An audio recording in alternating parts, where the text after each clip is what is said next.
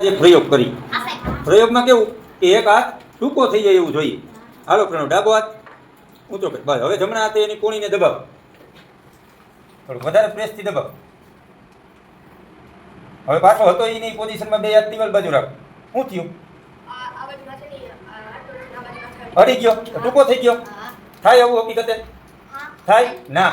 આ તમારો દ્રષ્ટિભ્રમ છે. આમાં કેવું થાય કે તમે જે કોણીથી જમણા હાથે ઓલી ડાબા હાથની કોણીને દબાવો તો એ ખંભો છે આગળ પાછળ થઈ જાય. ખંભામાંથી હાઈકું હોય ને, આપણો હાંધો ક્યાં હોય હાથનો? ખંભામાં, એટલે કે શોલ્ડરમાં. એટલે શું થઈ જાય? એનું હાઈકું જરાક આઘું પાછું થઈ જાય. તમારો મગજ છે એને લંબાઈમાં એવું લાગે કે લાંબુ ટૂંકું છે. જો હકીકત મજા આવી, એટલે એમાં ખંભાનું હાડકું હોય ને એ પાછળ ખસી ગયું. મજા આવી? તો આમાં શું છે? વિજ્ઞાન. કોઈ લાંબા ટૂંકું થતું નથી. કયો ધાબો જમણો? હવે પાછા હતા એવડે કરવા.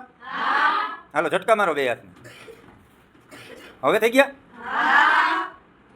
આનું કારણ શું કે તમે જ્યારે ડાબો હાથ હોય અને જમણા હાથ વડે વધારે દબાવો એટલે જે આપણા ડાબા હાથના ખંભાનું હાડકું હોય એ સેજ પાછળ ખસી જાય ઓટોમેટિક.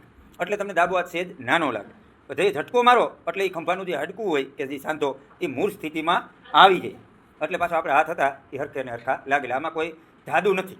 સમજાણું?